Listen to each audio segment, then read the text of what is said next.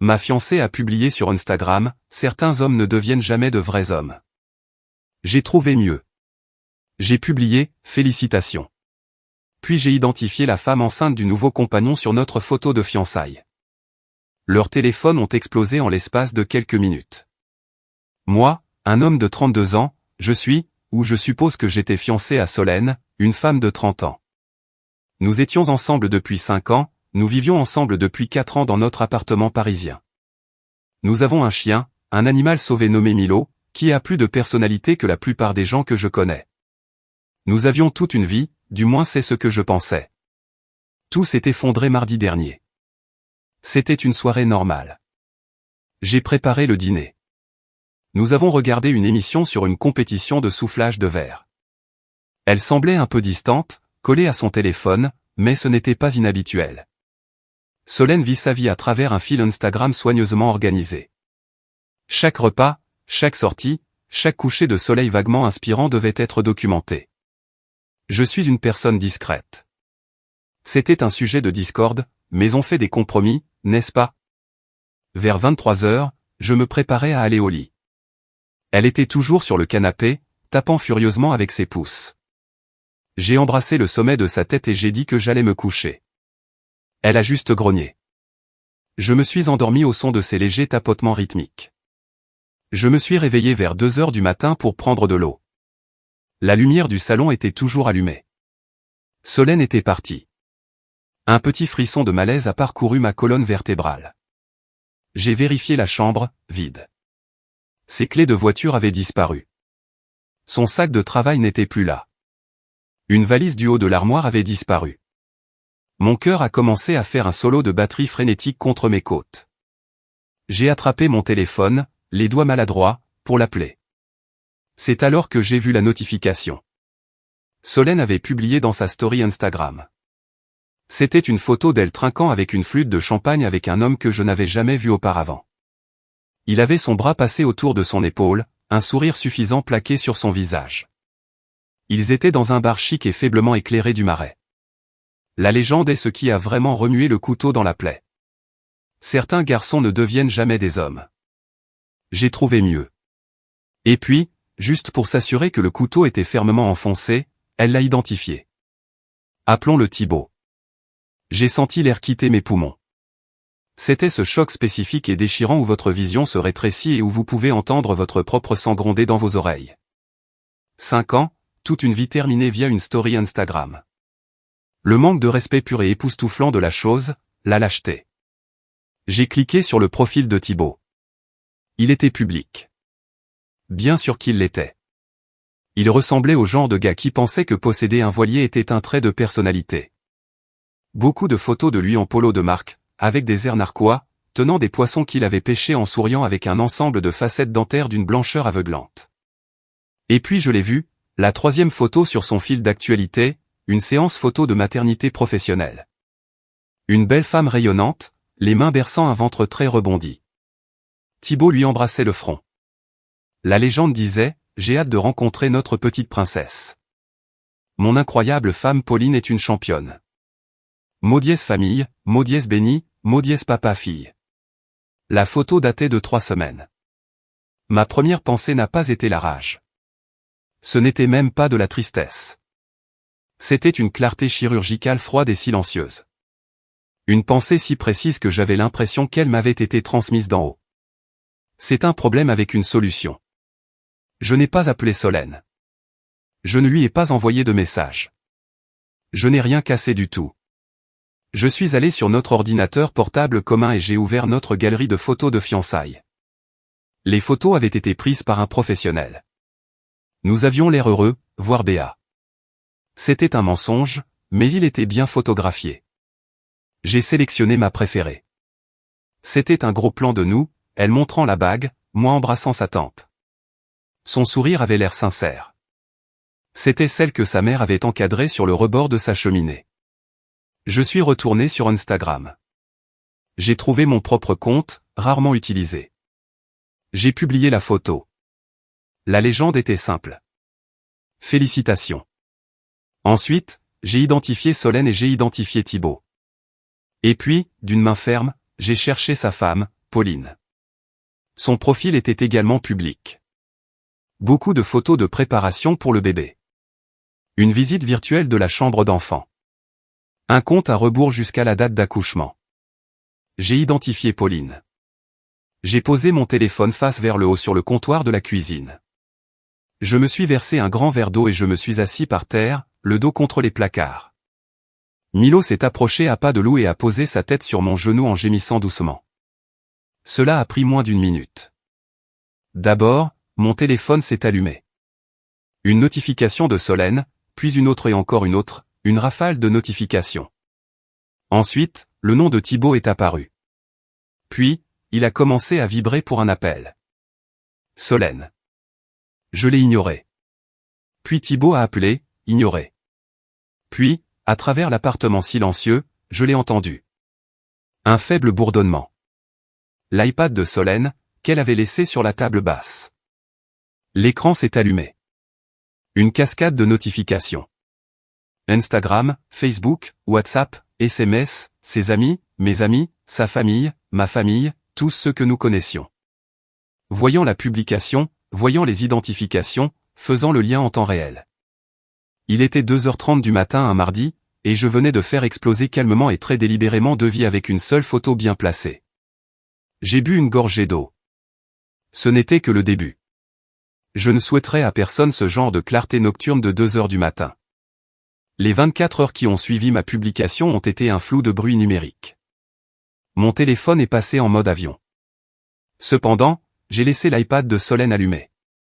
C'était une symphonie de chaos. Des discussions de groupe qui explosaient.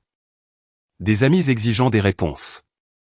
Sa mère appelant à plusieurs reprises, son nom clignotant sur l'écran avec une énergie de plus en plus frénétique. La première conséquence dans le monde réel s'est produite à 7 heures du matin. Des coups frénétiques à la porte de notre appartement. J'ai regardé par le Judas. C'était Solène.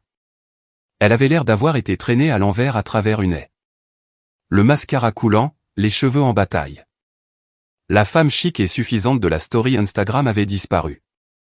À sa place se trouvait une personne acculée. Je n'ai pas ouvert la porte. Je sais que tu es là. Ouvre la porte, espèce de fou, a-t-elle crié. Sa voix était stridente. Je suis resté là à la regarder par le Judas. C'était une étrange expérience de sortie de corps.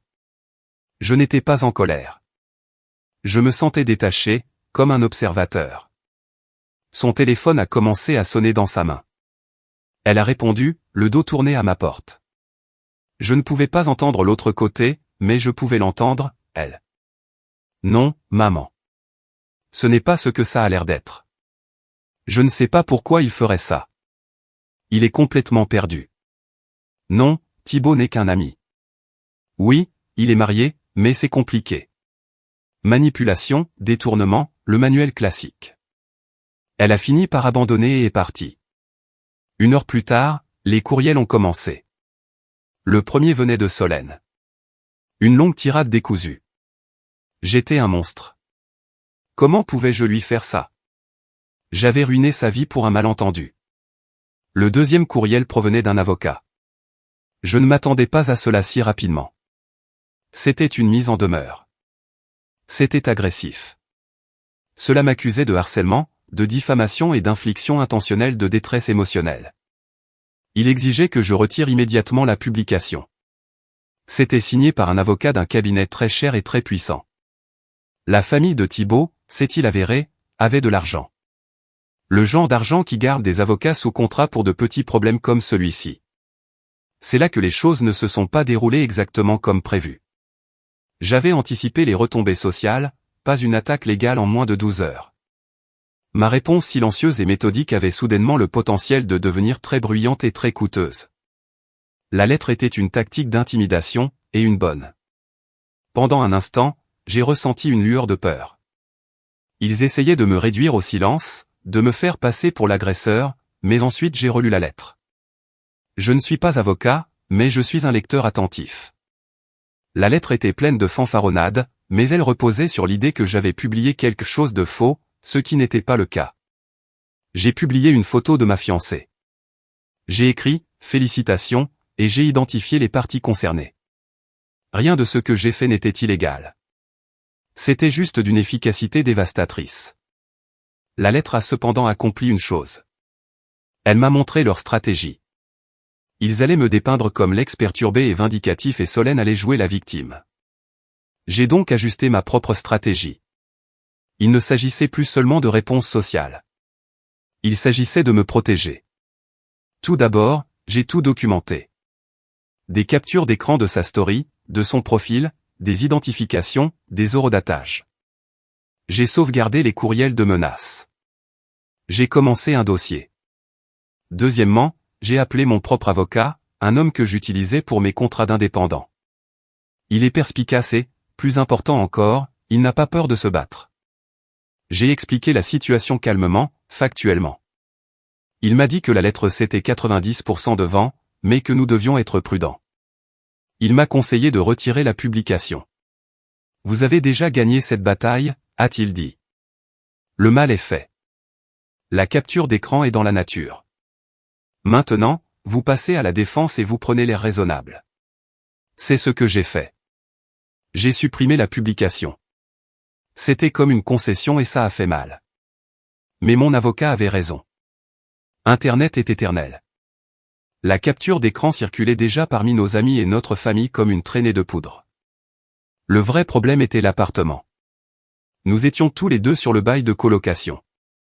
Son nom figurait sur les factures de services publics. Nos finances étaient enchevêtrées d'une douzaine de petites manières agaçantes. Les démêler allait être compliqué. Et je savais qu'elle utiliserait cela à son avantage. Ce soir-là, j'ai reçu un SMS de sa part. Solène, je viens chercher mes affaires demain avec des agents de police pour que tu ne tentes rien. L'audace pure, l'insinuation que j'étais la menace.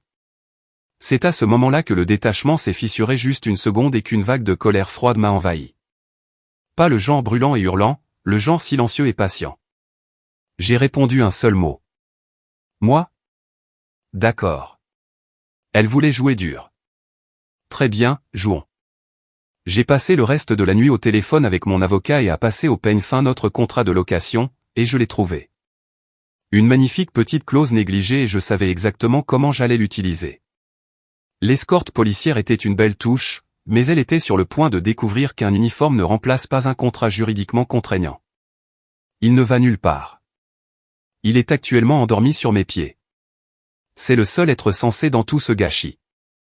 Donc, l'escorte policière, le coup de maître de Solène en matière de victimisation théâtrale, elle m'a envoyé un SMS pour me dire qu'elle et ses agents arriveraient à midi samedi. J'ai passé mon vendredi à me préparer.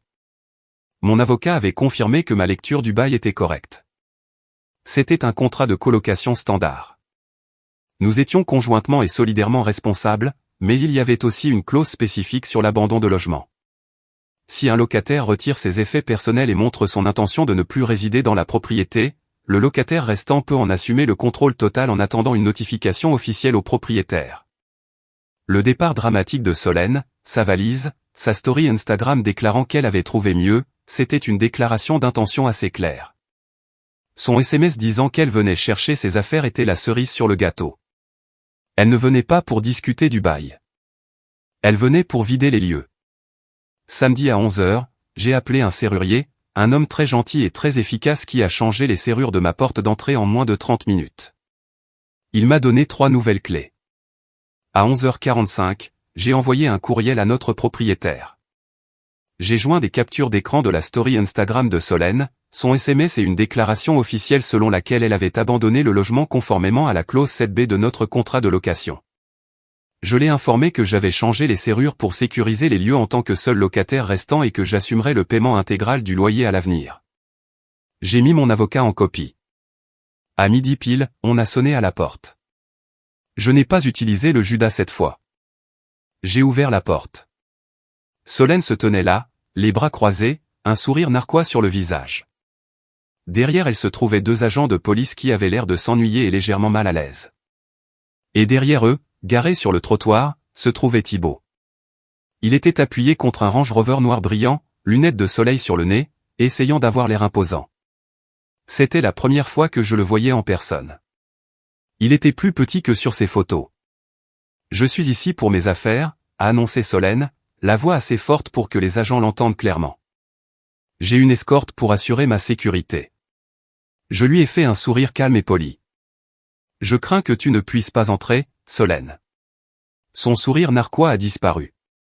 De quoi parles-tu? Mon nom est sur le bail.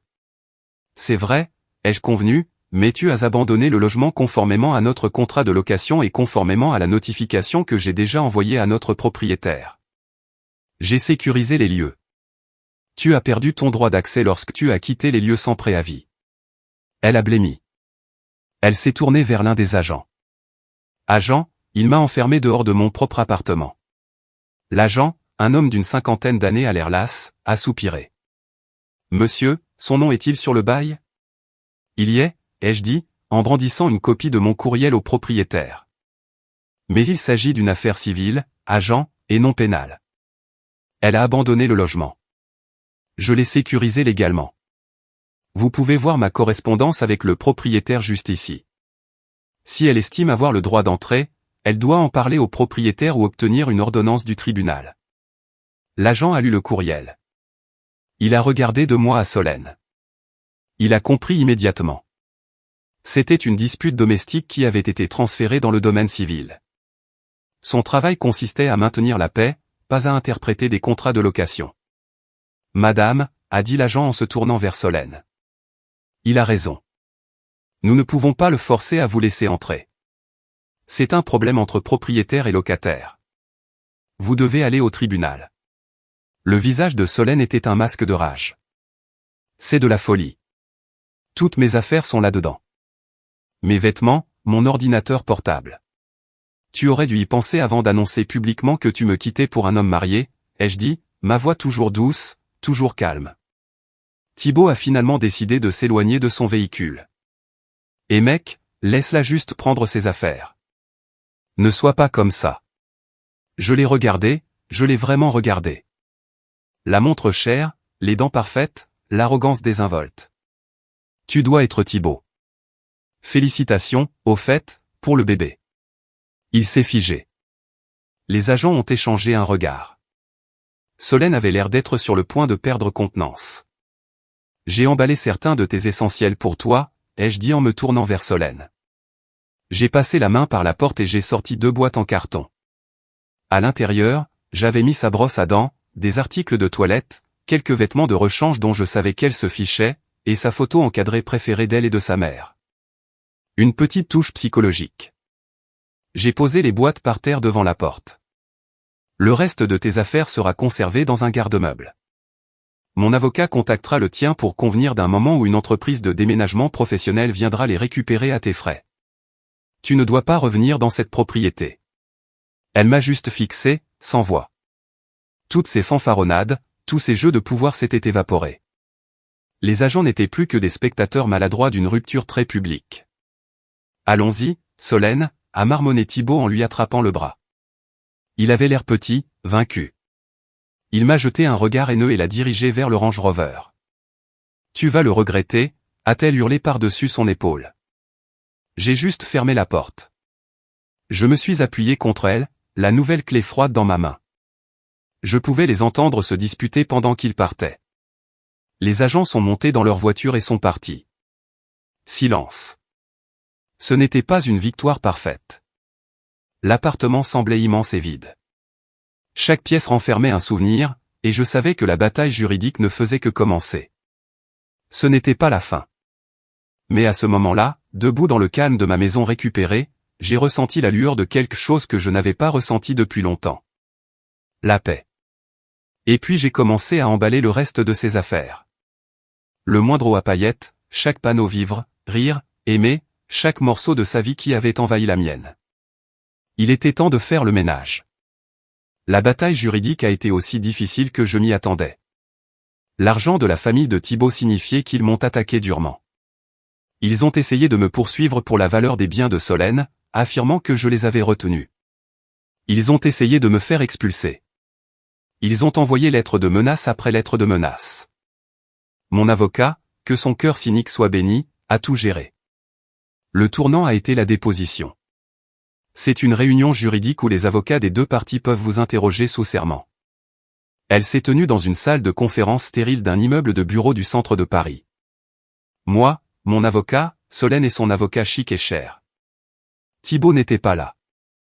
Ses propres problèmes judiciaires, semblait-il, l'occupaient. L'avocat de Solène a essayé de me dépeindre comme un perturbateur. Il a évoqué la publication Instagram. Alors, monsieur, vous admettez avoir publié cette photo dans l'intention expresse de causer à ma cliente et à son associé une humiliation publique. Non, ai-je dit calmement. J'ai publié une photo de ma fiancée. Je l'ai félicitée pour sa nouvelle relation, qu'elle venait d'annoncer, et j'ai identifié les personnes concernées. Je crois en la transparence. Il est ensuite passé à ses affaires. Il a produit une liste détaillée des choses qu'elle prétendait que je retenais. C'était absurde. Des sacs à main de créateurs, des bijoux coûteux, même un vélo d'entraînement de marque. Elle prétendait que je lui devais plusieurs dizaines de milliers d'euros. Mon avocat s'est penché en avant. Nous avons un reçu de location d'un utilitaire de déménagement, un contrat de location de garde-meubles et un inventaire vidéo complet des articles retirés de l'appartement le jour même où madame a tenté d'entrer de force dans les locaux. Les articles sont à sa disposition pour être récupérés à tout moment une fois qu'elle aura payé le solde impayé pour le déménagement et le stockage, comme il en est de sa responsabilité. Le visage de l'avocat de Solène s'est crispé. Il n'avait manifestement pas été informé de cela. Mais la véritable bombe est tombée lorsque mon avocat a commencé son interrogatoire de Solène. Il était méthodique. Il était calme. Il l'a guidée à travers la chronologie de sa relation inappropriée. Mon avocat, madame. Quand votre relation avec monsieur Thibaut a-t-elle commencé? Solène, nous n'étions que des amis. Mon avocat, témoignez-vous que vous avez emmené un ami en week-end dans les vignobles du Bordelais? Payé avec une carte de crédit que vous partagiez avec mon client 2 mois avant de le quitter. Il a produit un relevé de carte bancaire. Le visage de Solène a pâli. Il a ensuite évoqué Pauline, la femme de Thibaut. Il avait ses publications publiques sur les réseaux sociaux, les annonces heureuses, la date d'accouchement. Mon avocat, étiez-vous au courant que la femme de monsieur Thibaut était enceinte de 9 mois lorsque vous avez commencé votre relation publique avec lui? Solène, son mariage était terminé. Il me l'a dit. Mon avocat, est-ce ce qu'il a dit à sa femme? C'était un bain de sang. Chaque mensonge, chaque tromperie mis à nu sous l'éclairage fluorescent plat de cette salle de conférence. Elle s'est effondrée. À la fin, elle fixait simplement la table, les mains tremblantes. Son avocat a demandé une suspension de séance. L'affaire a été réglée le lendemain. Elle a abandonné toutes ses réclamations sur les articles entreposés, que j'ai ensuite vendus, a remboursé le garde-meuble et a fait don du reste à une association d'aide aux femmes. Elle a accepté de signer un formulaire, renonçant officiellement à tous ses droits sur l'appartement. En retour, j'ai accepté de ne pas intenter de contre-poursuite pour l'argent qu'elle avait dépensé pour sa relation en utilisant nos comptes conjoints. Je voulais juste que ce soit terminé. Quant à Thibaut et Pauline, aux dernières nouvelles, le divorce a été brutal. Pauline, d'après ce que j'ai pu entendre par le bouche à oreille, est une force de la nature. Elle a utilisé son infidélité publique, ma publication et la propre trace numérique de Solène à son plein avantage. Il paie le prix fort. Le papa-fille est maintenant un papa avec visite surveillée 1 fois par mois. Le Range Rover a disparu. Son compte Instagram est désormais privé. Solène et Thibaut sont étonnamment toujours ensemble. Le malheur aime la compagnie, je suppose. Je la vois parfois en public. Elle a l'air plus petite.